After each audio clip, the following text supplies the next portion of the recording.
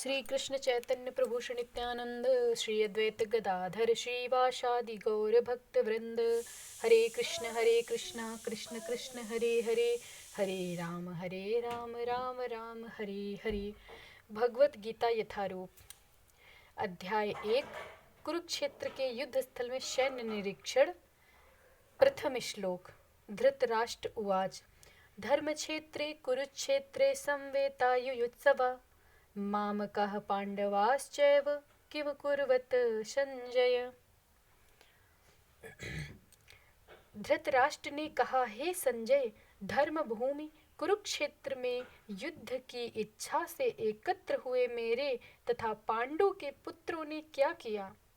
तात्पर्य: भगवत गीता एक बहुपाठित आस्तिक विज्ञान है जो गीता महत्व में सार रूप में दिया हुआ है।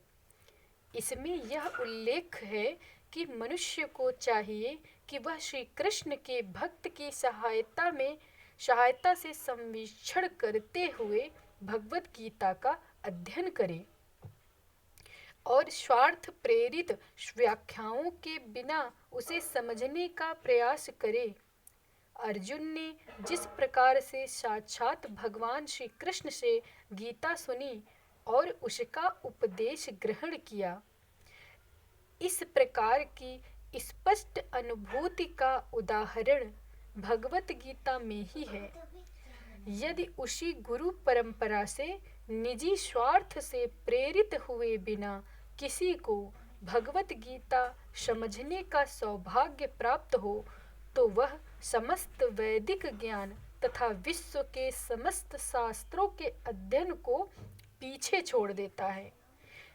पाठक को भगवत गीता में न केवल अन्य शास्त्रों की सारी बातें मिलेंगी, अपितु ऐसी बातें भी मिलेंगी जो अन्यत्र कहीं उपलब्ध नहीं हैं।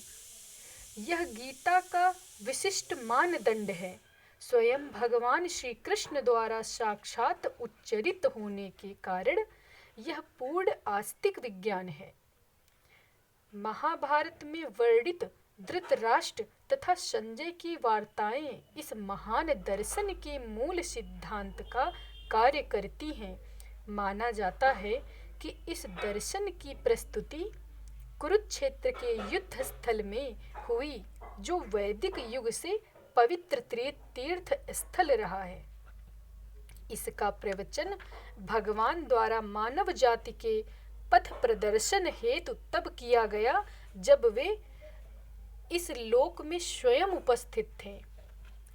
धर्म क्षेत्र शब्द सार्थक है क्योंकि कुरुक्षेत्र के युद्ध स्थल में अर्जुन के पक्ष में श्री भगवान स्वयं उपस्थित थे। कौरवों का पिता धृतराष्ट्र अपने पुत्रों की विजय की संभावना के विषय में अत्यधिक संदिग्ध था। अतः इसी संदेह के कारण उसने अपने सचिव से पूछा। उन्होंने क्या किया? वह आश्वस्त था कि उसके पुत्र तथा उसके छोटे भाई पांडु के पुत्र कुरुक्षेत्र की युद्ध भूमि में निर्णयात्मक संग्राम के लिए एकत्र हुए हैं। फिर भी उसकी जिज्ञासा सार्थक है। वह नहीं चाहता था कि भाइयों में कोई समझौता हो, अतः वह युद्ध भूमि में अपने पुत्रों की नियति के विषय में आश्वस्त होना चाह रहा था। चूंकि इस युद्ध को कुरुक्षेत्र में लड़ा जाना था, जिसका उल्लेख वेदों में स्वर्ग के निवासियों के लिए भी तीर्थ स्थल के रूप में हुआ है, अतः धृतराष्ट्र अत्यंत भयभीत था कि इस पवित्र स्थल का युद्ध के परिणाम पर न जाने कैसा प्रभाव पड़े। उसे भली भांति ज्ञात था कि इसका प्रभाव अर्जुन तथा पांडु के अन्य पुत्रों पर अत्यंत अनुकूल पड़ेगा, क्योंकि स्वभाव से वे सभी पुण्यात्मा थे, पुण्य कर्म करने वाले थे। संजय श्री व्यास का शिष्य था, अतः उनकी कृपा से संजय धृतराष्ट्र के कक्ष में बैठे बैठे कुरुक्षेत्र के युद्ध स्थल का दर्शन कर सकता था। इसीलिए धृतराष्ट्र ने उससे युद्ध स्थल की स्थिति के विषय में पूछा। पांडव तथा धृतराष्ट्र के पुत्र दोनों ही एक वंश से संबंधित हैं, किंतु यहाँ पर धृतराष्ट्र के वाक्य से उसके मनोभाव प्रकट होते हैं। उसने जानबूझकर अपने पुत्रों को कुरु कहा और पांडु के पुत्रों को वंश के उत्तराधिकार से विलग कर दिया।